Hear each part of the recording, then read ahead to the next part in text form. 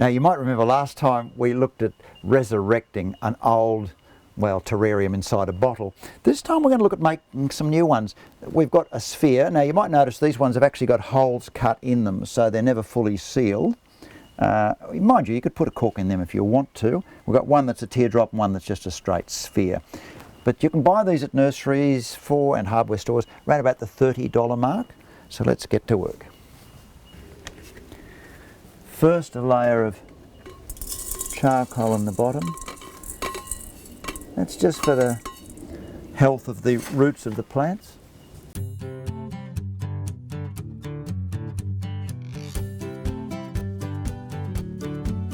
For the potting mix I'm using some coir. You can buy this in dried bales and you soak them in water as I am here, and it opens up like peat moss. It's a wonderful material.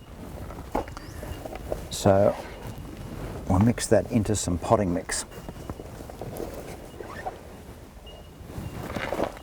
Coir is brilliant if you're growing orchids.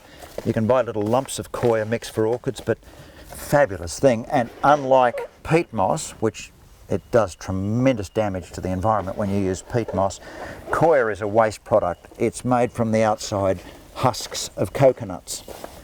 That's a beautiful mix. And put the mix in the terrariums. So this is the group of plants that will go into this terrarium. In the middle we've got a little, that's a parlor palm, just a tiny little one that's like a tree in the middle of the thing. Then all these things, and we've sort of gone green, pink, green, pink.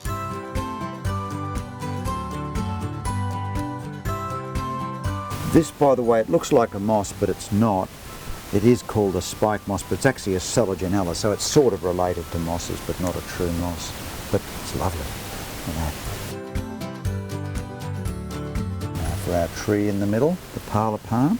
This is probably the best of all dwarf indoor palms. Gorgeous thing. This is little bromeliad, little cryptanthus. Gorgeous thing. Don't you think that's lovely? I use gorgeous too often. This is a little dwarf, almost a ground covering bromeliad cryptanthus.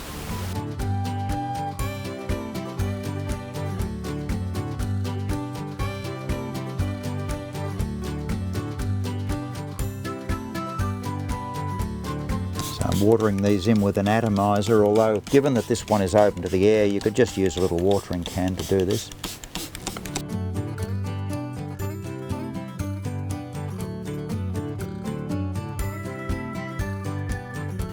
Now I'm going to show you the cheapest plant that you'll ever buy in Australia and the greatest bargain you'll ever get in a plant, and it's this.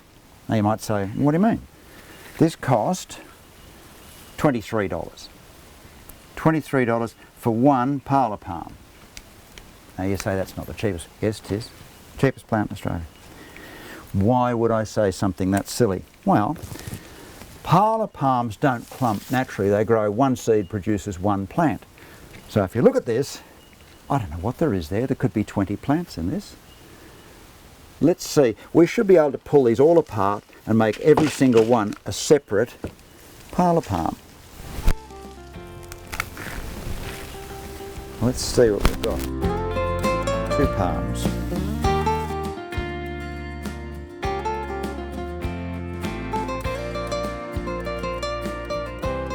13, 14, 15, 16 plants for 22 bucks.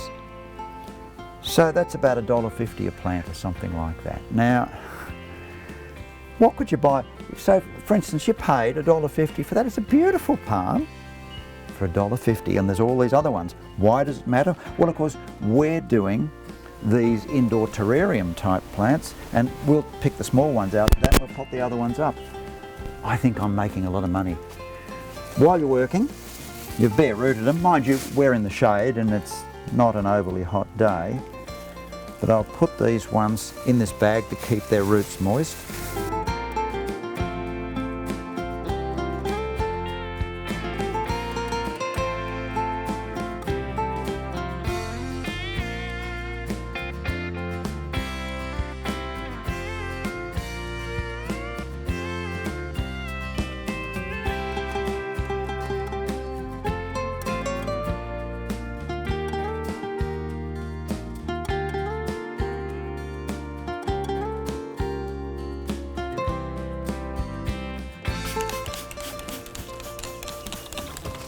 Well, there's our two little indoor terrariums. This one is more for the kids with fun coloured plants.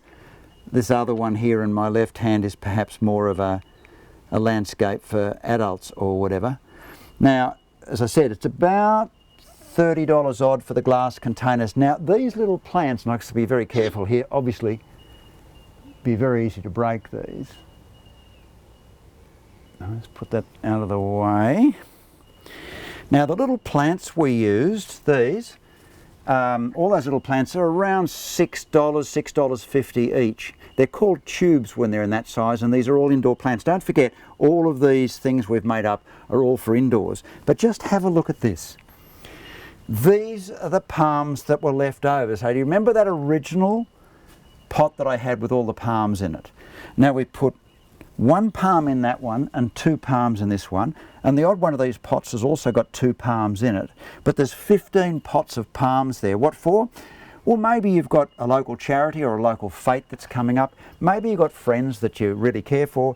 These parlour palms are really brilliant indoors. You must get the parlour palm to do this with, by the way. There's other similar ones, but this is the parlour palm.